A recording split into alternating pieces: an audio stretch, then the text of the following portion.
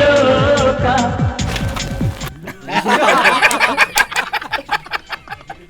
Controversy ಆಗುತ್ತೆ ಅಲ್ಲ fact ಹೇಳಿದ್ರೆ ಕಾಂಟ್ರವರ್ಸಿ ಈಗ ತಾನೇ ಅಪ್ಪ ಕೂತ್ಕೊಂಡು ವಸಿ ಮಾಡೋರ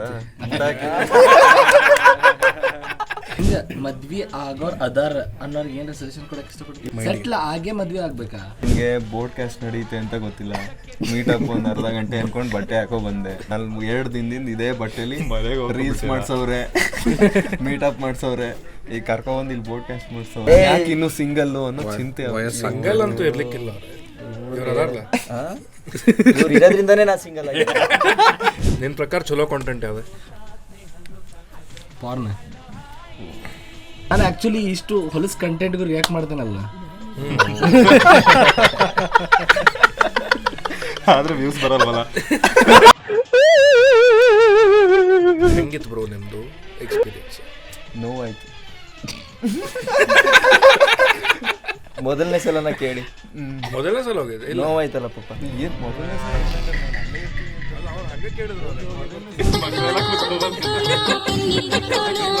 ನಮ್ಗೆ 10 ವಿಡಿಯೋ ಕೇಳ್ಕೊಂಡು ಮಾಡ್ತಾರೆ, 10 ವಿಡಿಯೋ ಇಲ್ಲ ಅಂತಂದು 12 ವಿಡಿಯೋ ಪರ್ ವಿಡಿಯೋ. ಅವನದು ಯಾವ್ದೋ ಟಿವಿ ಶೋಗೆ ನಂಗೆ ಎಲ್ಲರೂ ಕ್ರಿಂಜ್ ಅಂದ್ರೆ ಅರ್ಥ ಏನು? ಕ್ರಿಂಜ್ ನಿನ್ನ ಚಾನಲ್ ನೋಡು.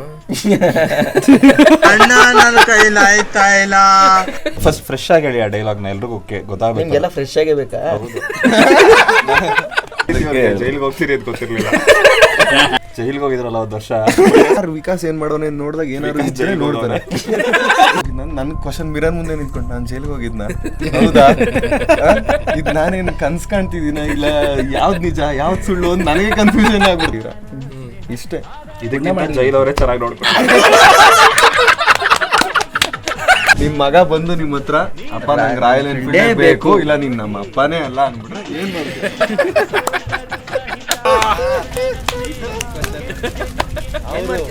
ಈ ವಿಚಾರಕ್ಕೆ ಬಂದಾಗ ನಾನು ಬ್ಯಾನ್ ಆನ್ಲೈನ್ ಬೆಟ್ಟಿಂಗ್ ಆ್ಯಪ್ ಹೇಳ್ಬೇಕು. ಈಗ ನಿನ್ನೆ ಒಂದು ನಮ್ಗೆ ಮೆಸೇಜ್ ಬಂದಿತ್ತು ನನಗೆ. ತಿಂಗಳಿಗೆ ನನಗೆ 2 ರಿಂದ 3 ಮೆಸೇಜ್ ಬರುತ್ತೆ ಸೂಸೈಡ್ ಆಗಿರೋ ಕೇಸಸ್.